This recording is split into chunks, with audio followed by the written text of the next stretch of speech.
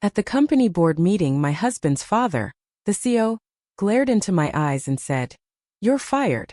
Your results are terrible." That night, my husband slid a list of shelters across the table and coldly whispered, "You're on your own now." I left in silence. Days later, he and his father spammed my phone, 78 missed calls. After finding out who I really was, imagine losing everything in one swift blow. First, I was publicly humiliated, fired by my own father-in-law. But that wasn't the gut punch. The real betrayal hit when I walked through my front door, only to find my husband, Jack, waiting with a glass of scotch and a meticulously highlighted list of women's shelters. That's when I knew with brutal clarity they'd set me up. This isn't just a story about getting fired. It's about what happens when you're systematically underestimated, then discarded like trash. It's about finding your own strength when the people you trusted most turn out to be your biggest enemies. And it all started 3 years earlier at a cybersecurity conference in Boston. Back then I was Violet Monroe, a consultant carving out my own path. My future felt limitless. Then Jack Caldwell walked into my presentation on predictive threat architecture. Unlike everyone else scrolling their phones, he was actually taking notes. He asked smart questions, questions that proved he wasn't just there for the free lunch. He listened, truly listened, to my theories on where cybersecurity was heading. We talked for 2 hours in the hotel lobby. He represented Caldwell Technologies, his family's firm, but he spoke with a measured distance, like he wasn't consumed by it. When he called 3 days later for dinner, it felt like possibility. Our courtship was a study in what I thought was respectful deliberation. Jack introduced me to his world gradually, always checking to see if I was comfortable. At the time, that patience felt like respect. Looking back now, I see it for what it truly was. An assessment. Each stage, a test to see if I'd fit into the space he'd already designated for me. 6 months later, he proposed over coffee, jeans, not a suit. The ring was beautiful, not ostentatious. Everything felt authentic, like he understood I valued substance over performance. I said yes, certain I'd found someone who saw me as an equal. My mother's reaction was a weather warning I chose to ignore. When I told her the news, she paused, then said, "Violet, honey, families like the Caldwells operate differently. You'll always be an outsider." I dismissed it as generational cynicism.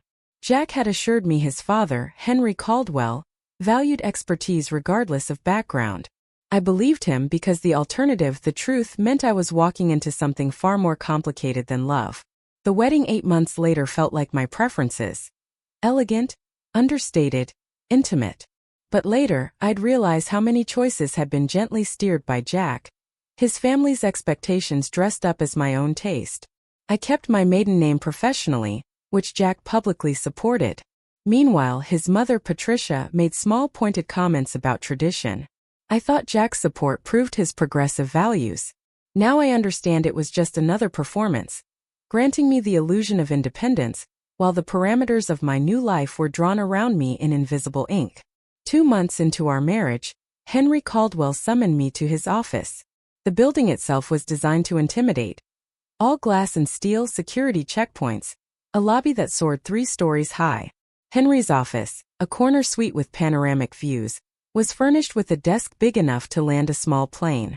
He gestured to the lower chair, a power dynamic so obvious it bordered on parody. "Violet," he began, using my name with a casual familiarity that felt unearned. "Jack tells me you're one of the brightest minds in cybersecurity.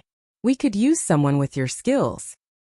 He delivered it like an extraordinary opportunity, not a family obligation to employ his new daughter-in-law somewhere visible but contained. The position was mid-level systems analyst, maintaining existing infrastructure. The salary? 30% less than I'd earned as an independent consultant. Jack had encouraged me to accept, framing it as an investment in our marriage. Stable schedules, no travel, time to build a life together. His logic made surface sense. I told myself the pay cut was temporary, that I'd advance on merit. I believed working for my father-in-law would open doors, not close them. The next day I accepted. The reality hit within the first week.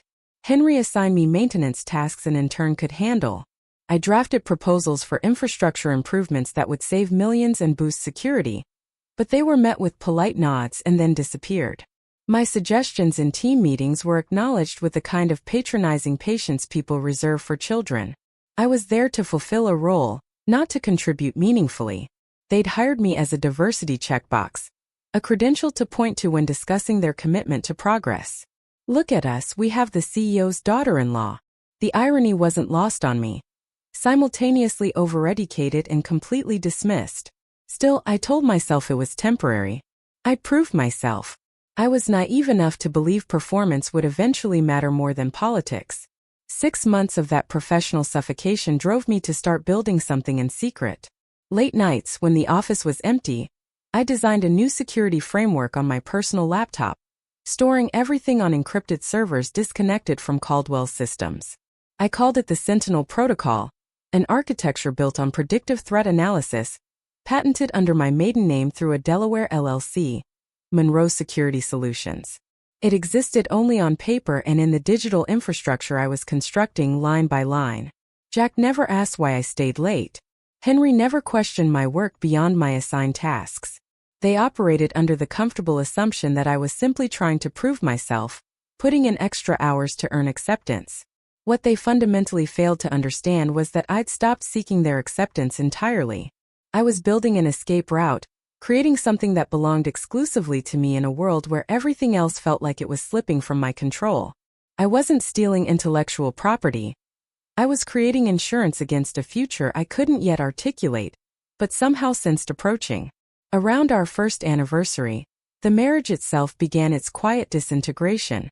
Jack started checking his phone obsessively during dinner, taking calls from his father that couldn't wait. His answers about his day became vague. He stopped asking about my work.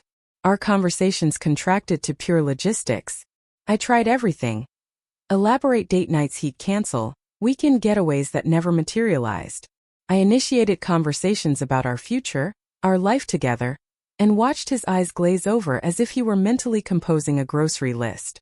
Family dinners at the Caldwell estate became torture disguised as tradition. Patricia, Henry's wife, had perfected the subtle insult delivered with a smile. Comments about my wardrobe, questions about when I'd provide grandchildren, as if my primary value was strictly biological. Jack sat through these dinners and practiced silence, never once defending me. His silence felt like complicity, like agreement expressed through strategic absence.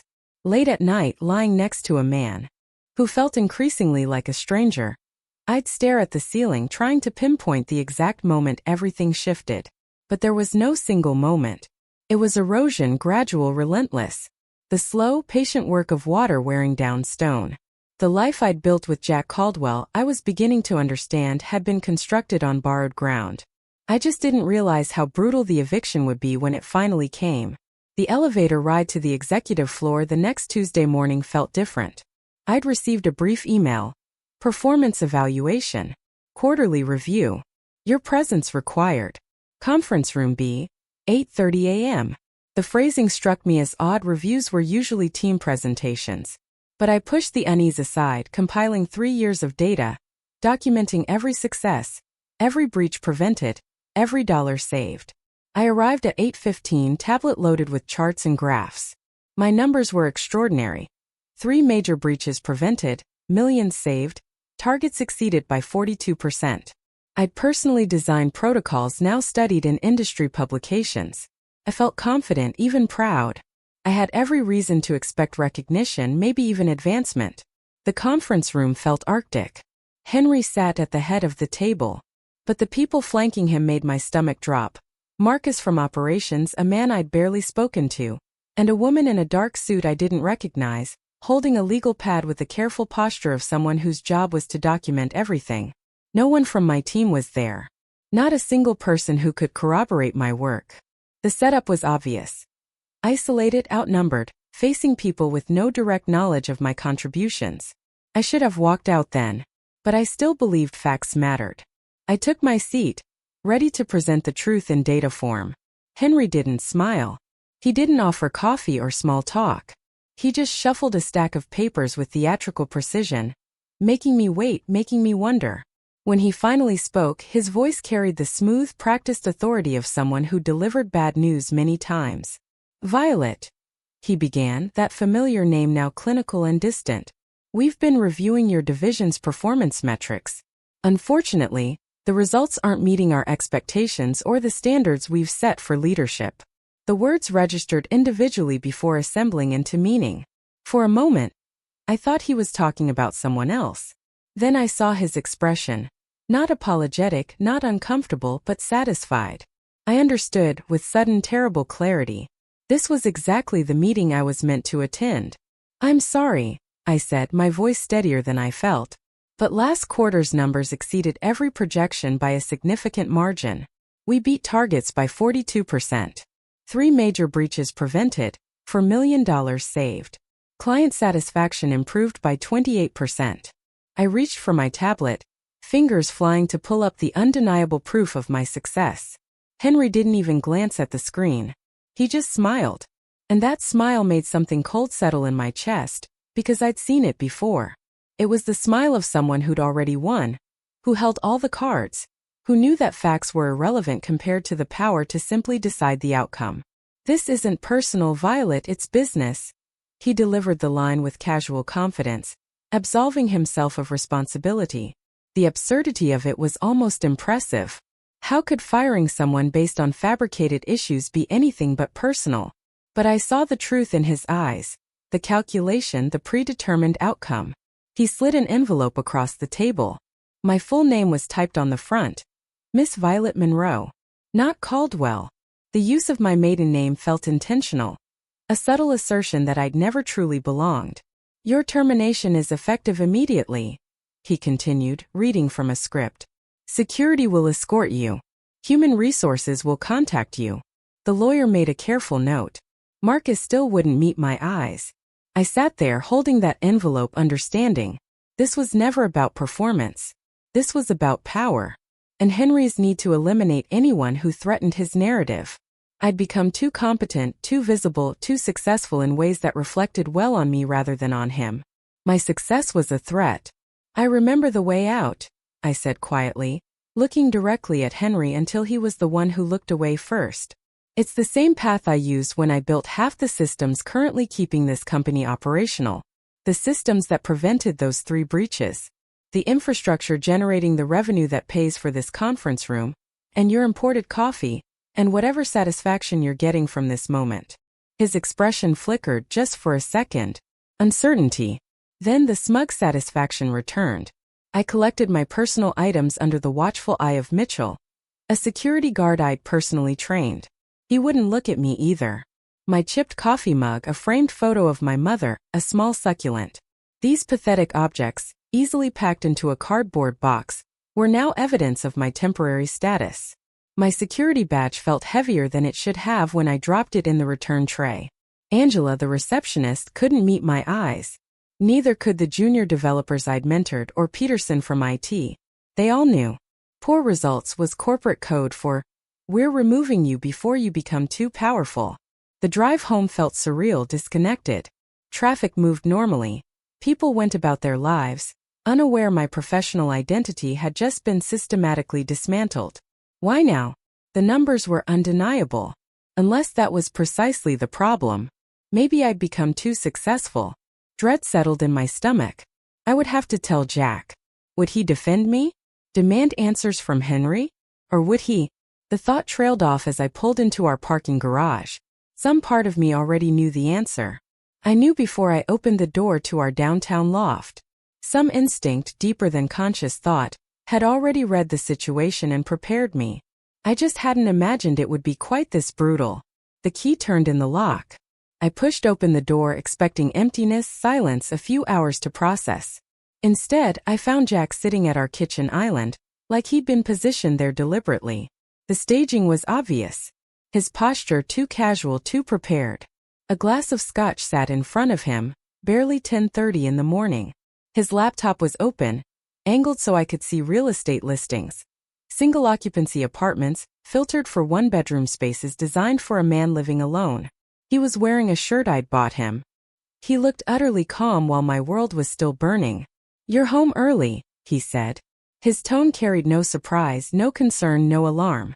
Just flat acknowledgement. The same voice he'd use if I'd returned from the grocery store. No question why I was home. No inquiry if something was wrong.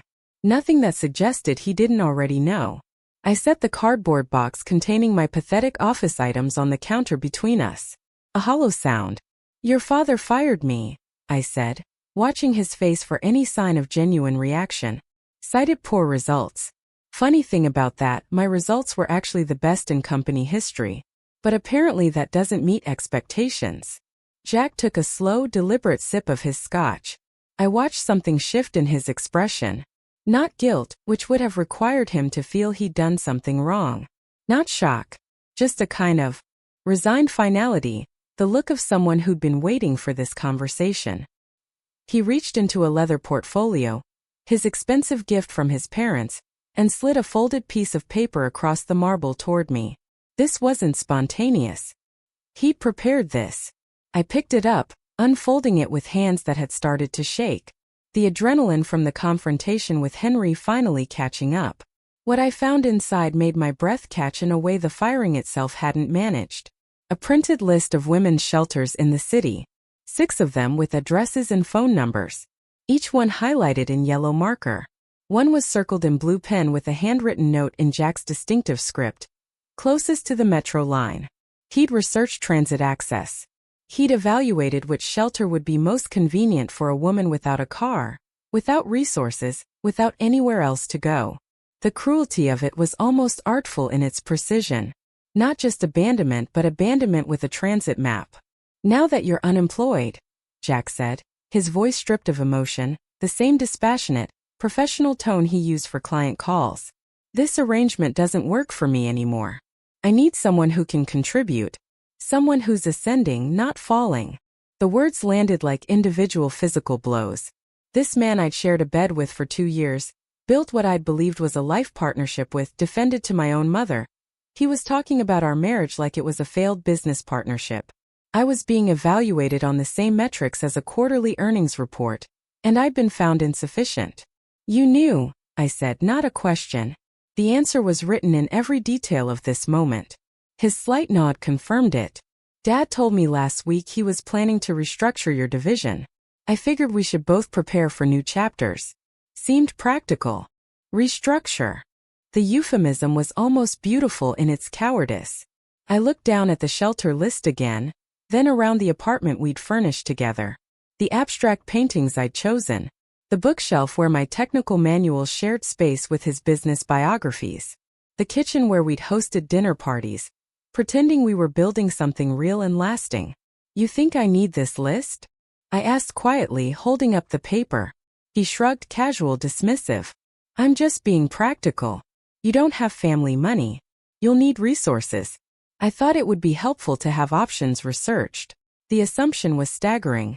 That I was helpless without him, without his family's resources. That I had nothing of my own.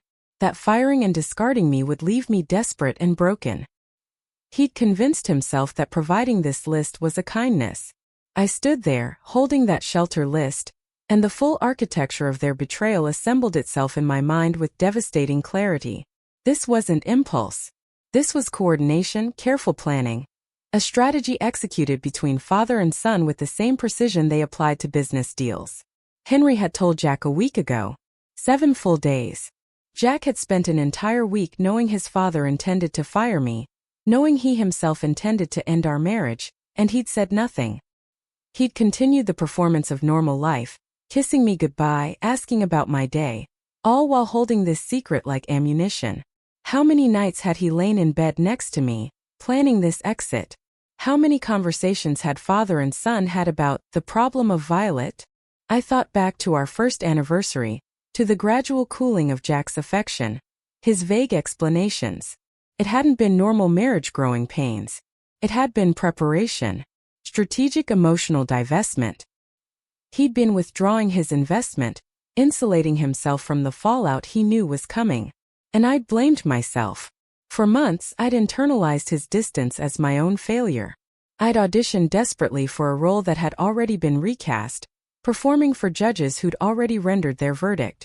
The shame of that realization burned hotter than the anger, seared deeper than the betrayal itself.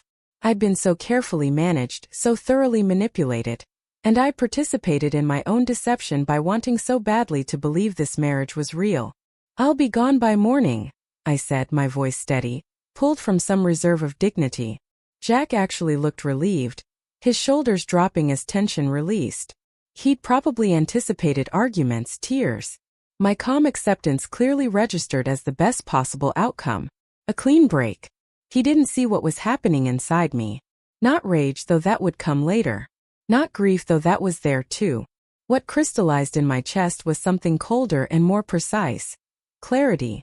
Sharp-edged and absolute, cutting through every illusion. That evening I packed methodically. Jack stayed in the living room, probably scrolling those real estate listings. I didn't take everything.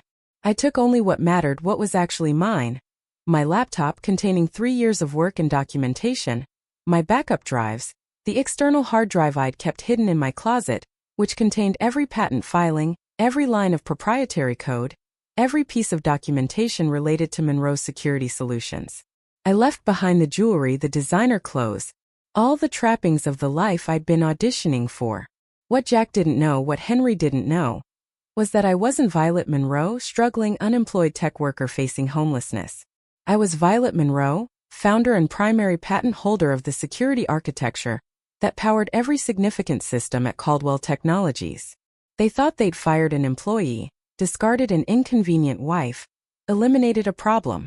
What they'd actually done was terminate their license agreement with the architect who'd built the foundation their entire company stood on. And that license, with its carefully constructed renewal clauses, was about to expire. I left the apartment before dawn, carrying 2 suitcases and the cardboard box from my office. The city was still dark. I drove downtown to a mid-range hotel, paid cash for a week, and requested a room on an upper floor with good Wi-Fi. Room 847 became my operations center. I spread my laptop and backup drives across the desk. I pulled up the licensing agreement I drafted 2 years earlier, when Caldwell Technologies had first acquired what they believed was my security framework. I reviewed every clause with focused intensity. The Sentinel protocol, powering Caldwell Technologies, wasn't theirs. It had never been theirs. They'd licensed it from Monroe Security Solutions, the shell company I'd registered in Delaware specifically to protect my intellectual property. The 37-page agreement, dense technical and legal language, Henry and his lawyers had apparently skimmed, assuming it was boilerplate. They'd been catastrophically wrong. Buried in Section 12, subsection D, was a clause I'd written with particular care. Unilateral termination rights in the event of a material breach of good faith, dealing with the intellectual property creator. Section 19 defined that creator as any individual or entity holding primary patents on the licensed technology, which meant me and only me. My patents were all filed under my maiden name through my LLC. The license renewal date was 72 hours away. Without my explicit approval, their entire security infrastructure would begin experiencing cascading failures. I drafted the formal notice that would trigger everything. 2:15 a.m., unable to sleep, I finalized the language. It was brief, professionally phrased, almost polite. Pursuant to Section 12D, Monroe Security Solutions hereby provides notice of material breach. Automatic license renewal is suspended pending contract renegotiation. Effective at 0600 hours Eastern Standard Time, September 24th. I attached a PDF of the original agreement, specific provisions highlighted in yellow marker. The same color Jack had used on the shelter list. A small gesture of symmetry. I scheduled the email to send automatically at 6 a.m. to Caldwell Technologies' legal department, copying Henry and Peterson, the head of IT. Then I did something small but immensely significant. I accessed the back-end administration panel of the Sentinel protocol using credentials Henry had never thought to revoke, because he never understood they existed. With a series of keystrokes that took less than 30 seconds, I suspended the automatic license renewal. The systems wouldn't crash immediately or catastrophically. That would be too obvious. Instead, they would begin experiencing what would appear to be random authentication failures. Client access portals would lag. Security certificates would time out. It would feel like a building where the foundation was slowly crumbling, unnoticed at first, but becoming impossible to ignore. I closed my laptop, set an alarm for 6:03 a.m., and tried to sleep. The first call came at 6:04 a.m., exactly 4 minutes after the systems would have started experiencing initial failures. Henry's office line marked as urgent. I watched it ring through to voicemail, sipping coffee I'd made in the in-room machine. Bitter and weak but caffeinated. 3 minutes later, another call. Then Jack's personal cell, which I'd blocked. Henry's personal cell. Peterson from IT. Someone from their legal department. By noon, my phone displayed 78 missed calls and a cascading flood of text messages, growing increasingly desperate. Early ones were professional. Violet, we need to discuss some technical issues. Please call. Then the facade cracked. This is urgent. Please respond immediately. Then the pretense of courtesy disappeared. Whatever this is about, we can work it out. Just call me back. Finally, from Henry himself, a message just after 11:30. Name your price. Name my price. As if this were simply a negotiation about money. As if everything came down to finding the correct number on a check. The assumptions embedded in those 3 words told me everything I needed to know about how fundamentally Henry misunderstood what was happening. I let them sweat for 3 days. Not out of cruelty, though there was satisfaction in knowing they were panicking while I calmly drank bad hotel coffee. The silence was strategic. I needed them to fully understand the extent of their dependency. I needed them to bring in outside consultants who would scratch their heads at code that was brilliant but impenetrable without the documentation only I possessed. I needed Henry to explain to angry board members why the company's competitive advantage was evaporating. I needed Jack to realize his father had made a catastrophic miscalculation. And I needed time to field the other calls starting to come in, the good ones, from companies who'd heard through industry back channels that something interesting was happening at Caldwell, and that the architect behind their security systems might suddenly be available. On the second night, sitting in that hotel room, takeout food growing cold, I finally called my mother. She answered on the first ring. Violet, baby, where are you? Jack's been calling me saying you left, that he's worried. Mom, I need you to listen. Something in my tone made her go immediately quiet. I told her everything. The firing, the shelter list, the coordinated betrayal, the license agreement they hadn't read, the systems failing. When I finished, there was a long silence. Then she said something I hadn't expected. Something that broke through my control. I have $48,000 in savings. It's yours if you need it. My mother, who'd raised me alone after my father died, who'd worked double shifts as a nurse for 15 years to keep us housed and fed, to put me through college without debt, who'd never had extra money for luxuries. She was offering her entire financial security. Mom, I don't need. I started, but she interrupted. I know you don't need it, but I need you to know you have it. You're not alone, baby. You never were. I broke then. Not from sadness but from something fiercer and more complicated. Gratitude and rage and determination. Tears came that I hadn't allowed myself since Jack slid that list across the counter. I'm going to make them understand what they did. I told her, my voice thick. I know you are, she said with absolute certainty. That conversation changed everything. This wasn't just about my hurt feelings or damaged pride. This was for my mother, who'd never had the luxury of demanding fair treatment. For every woman who'd been told she was nothing without the man who married her. For everyone who'd ever been discarded like a quarterly report. The calls from Caldwell Technologies continued. By the end of day 3, the count exceeded 100. I didn't answer. I was done responding to their schedule. On the 4th morning, I woke at 5:30 a.m. without an alarm. The anxiety of the past 72 hours had crystallized into absolute clarity. I made coffee, opened my laptop and drafted an email to Henry. It needed to be perfect. Not emotional, not accusatory, just factual. I addressed it to his private email, the one he used for matters he preferred not to have documented. No greeting, no preamble. Just a single sentence.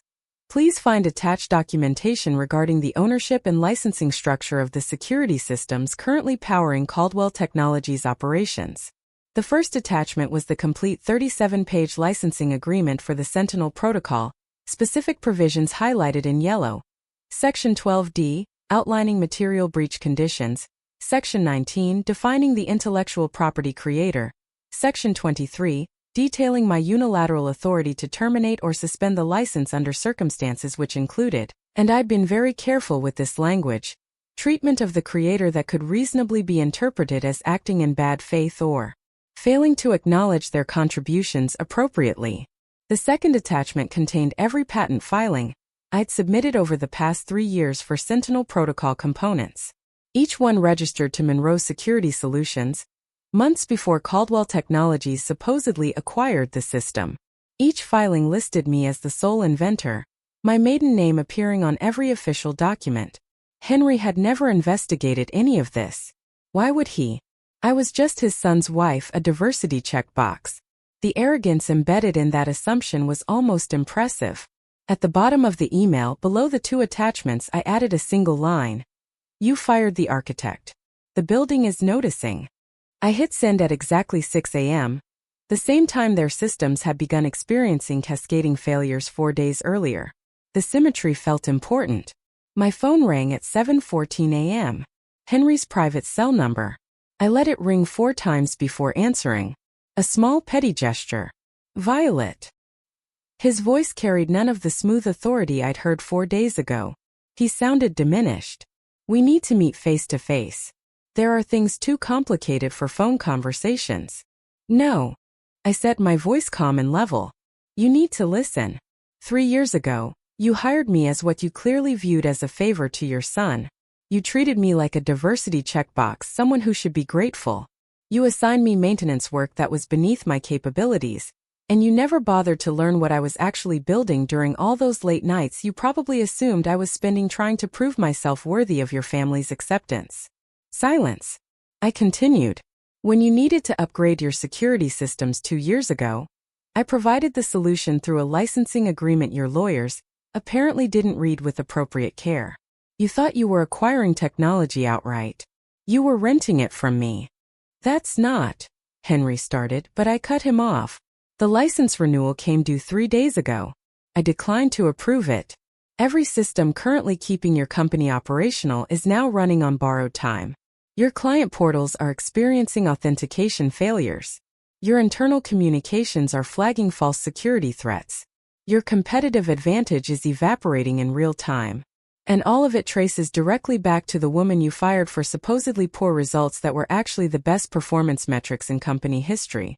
Another silence, longer this time, heavy with the sound of a man processing information that was rewriting his understanding of his own situation. When he spoke again, his voice had changed. Smaller. Uncertain. What do you want, Violet? The question revealed how completely he still misunderstood. He still thought this was a negotiation. Justice, I said. But I'll settle for watching you explain to your board of directors why your company's entire infrastructure is held together with licensing agreements controlled by the woman you just fired for fabricated performance issues. Henry tried to recover his footing. We can offer you reinstatement immediately. Better title. Vice President level. Equity stake. I can have the board approve a compensation package by end of week. Whatever it takes to make this right. I don't want to work for you, Henry, I said, meaning it with a clarity that surprised me. I want you to understand what you destroyed wasn't just a job. It was a partnership you never deserved and never appreciated until it was too late to matter. I could hear him breathing, realizing he'd miscalculated catastrophically. The licensing agreement can be terminated with 30 days' notice, or it can be renegotiated under new terms that would require certain acknowledgments. Formal documentation of material breach. Board minutes recording that you fired your chief security architect based on fabricated performance issues. Explaining to your investors why you didn't know the foundation of your company belonged to someone else. Acknowledging publicly what you did and why it was wrong. You're trying to destroy the company, Henry said, anger creeping back into his voice. No, I corrected firmly. I'm teaching you the cost of underestimation. The company can survive. The real question is whether you can survive it. I ended the call. The industry moved faster than I'd anticipated. Within hours of Caldwell's system failures becoming visible, my inbox filled with messages from people who'd learned pieces of the story. Sarah called that afternoon. You're a legend in tech circles right now, she said. People are calling it the quietest power move of the decade. Caldwell's stock is tanking. 2 companies reached out with VP-level offers that same day. Another wanted to acquire Monroe Security Solutions itself, which was deeply ironic for a shell company. I'd been invisible at Caldwell. Now the same industry was scrambling to understand how I'd built something so essential. 6 weeks later, Caldwell Technologies issued a press release, timed for aftermarket close. Sarah forwarded it with one word. Finally. The statement itself was a masterpiece of corporate obfuscation. Restructuring leadership team. CEO Henry Caldwell has agreed to temporary administrative leave, pending a comprehensive evaluation. To anyone paying attention, every phrase signaled catastrophe. Internal review meant something was deeply wrong. Temporary administrative leave meant the CEO had been forced out. Sarah called. This is bigger than I thought. Henry had to explain the licensing dispute. Admit the company's core technology was controlled by his former daughter-in-law.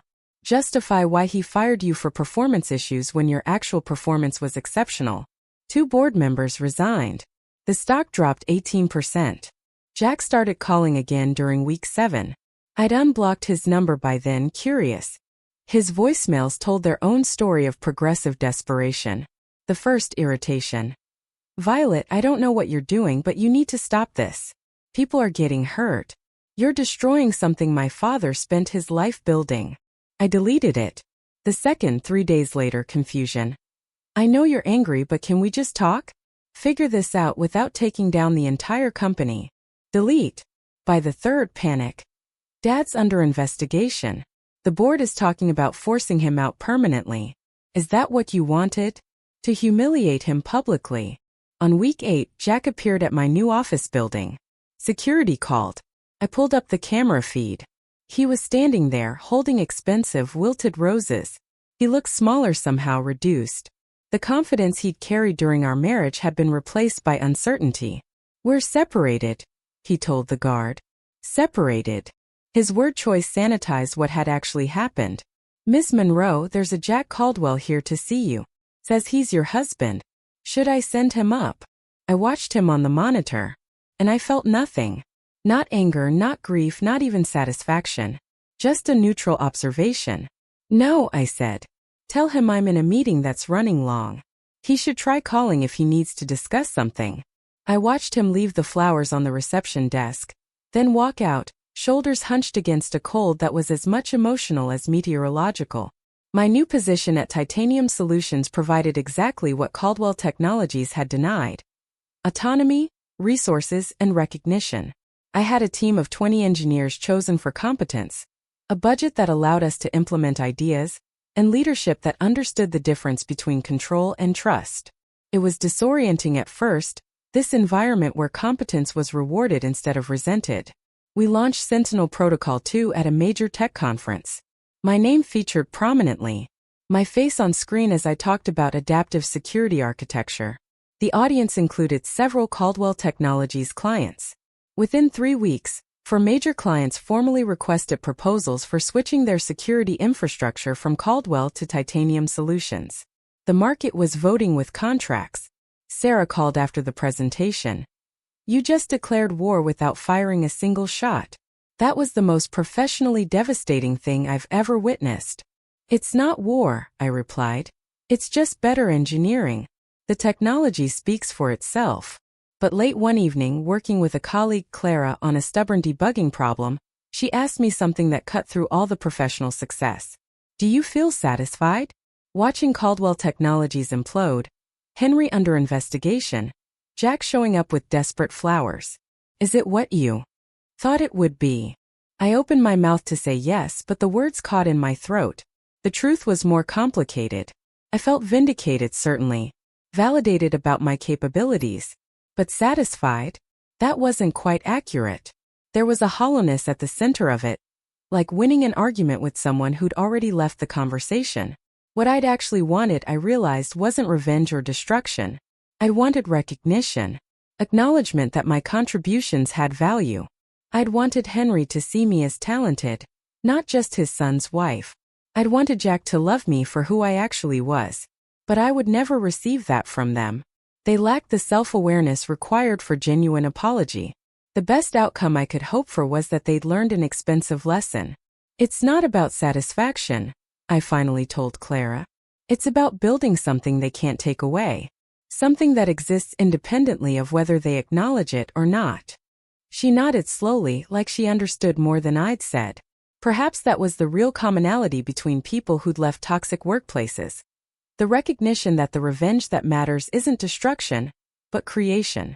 That night, alone in my apartment, I drafted an email to Jack that I never sent. Words I needed to write. You asked if destroying your father's company was what I wanted. I wanted partnership. I wanted respect.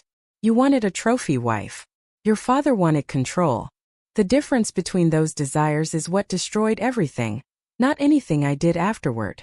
I saved it, then deleted it 2 days later, understanding some conversations exist only for the person writing them.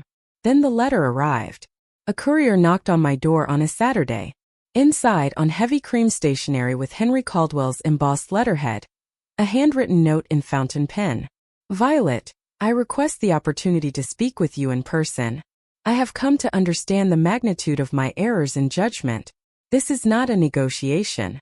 It is a request for the chance to apologize properly. I read it 3 times, searching for the trap. But the words just sounded tired. Like an old man who'd finally calculated the full cost of decisions he couldn't undo. Sarah thought I shouldn't go. He doesn't deserve your time. He fired you, humiliated you. Now that there are consequences, he wants absolution. My mother disagreed. Sometimes people need to say they're sorry out loud. Not for you necessarily, but so they can live with themselves. I texted back. Coffee. Public place. Tuesday at 10 o'clock. His response arrived within 30 seconds.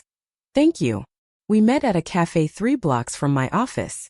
Henry walked in exactly at 10 o'clock. The first thing I noticed was how much smaller he seemed.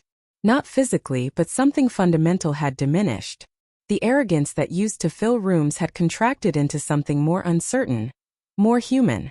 He ordered coffee he never drank. Thank you for meeting me, he began, his voice lacking its usual command. I didn't respond, just waited. Henry took a breath.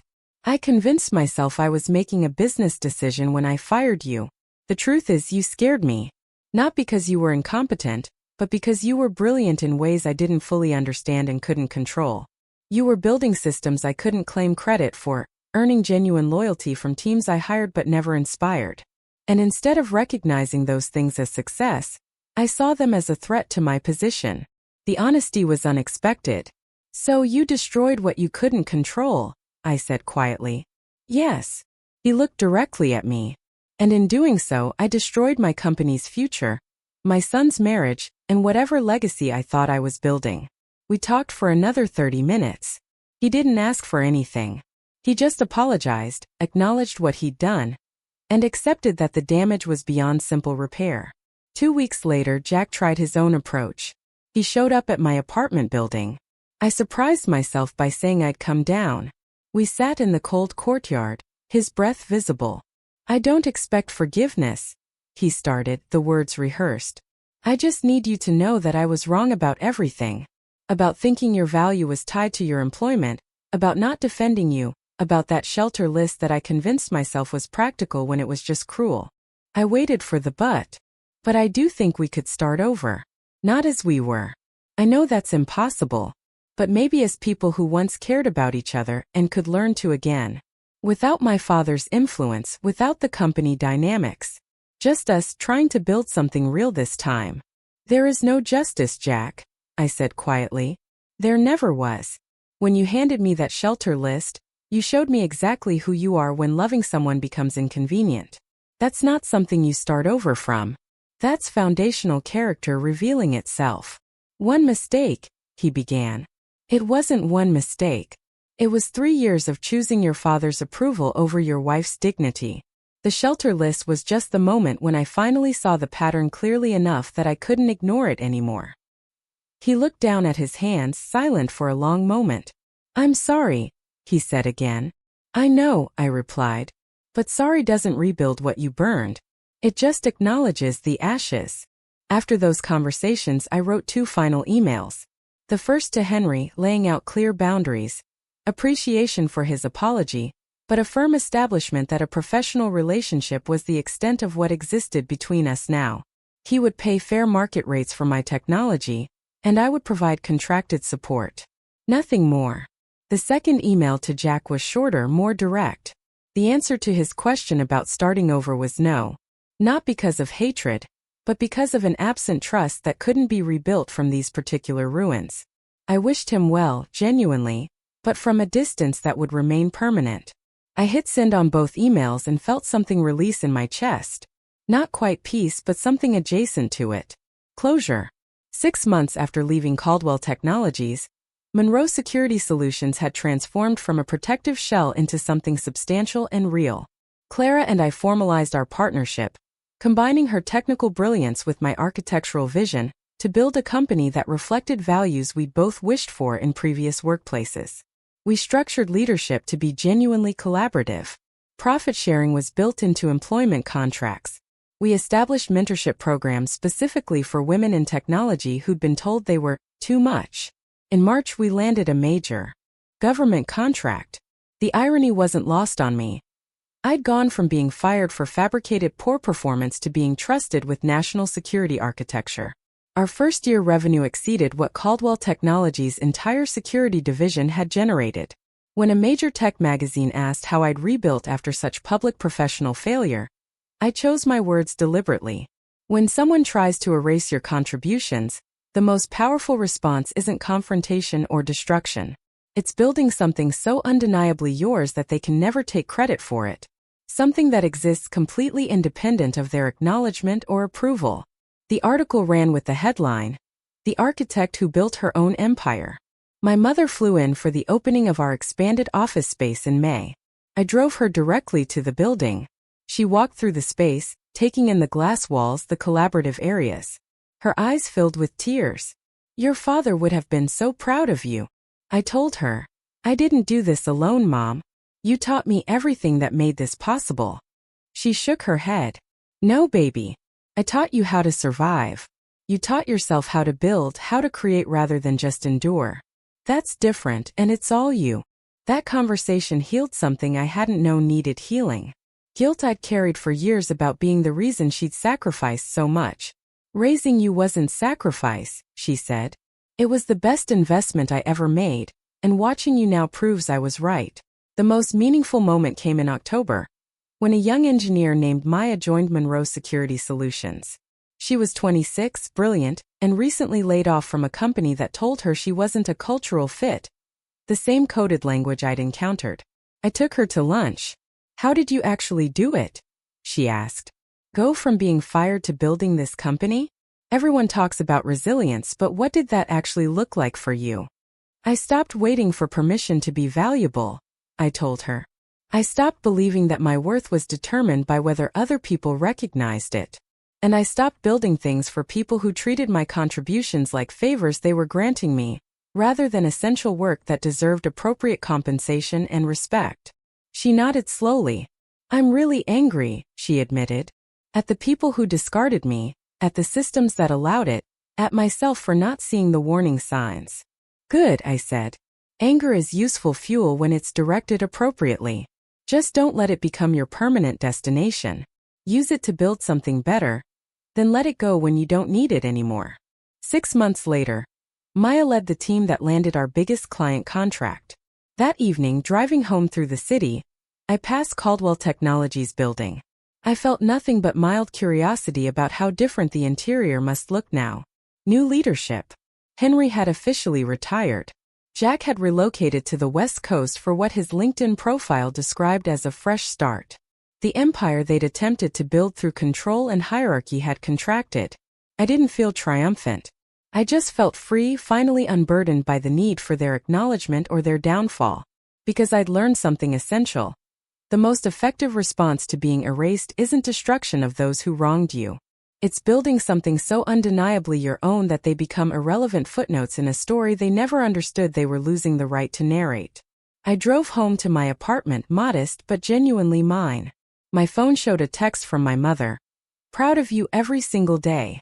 I sat in my car for a moment after parking, the engine off, city lights creating patterns through the windshield. I let myself feel the full weight and lightness of what I'd built from the ashes of betrayal. Then I went inside and opened my laptop to review proposals for the next phase of company expansion. Because that's what architects do. We build. If this story of strategic justice and quiet triumph had you captivated from that first boardroom betrayal to Violet's ultimate success, hit that like button right now. My favorite part was when Violet suspended the license renewal and watched 78 desperate calls pile up while she calmly drank her coffee. Thanks for watching. Take care.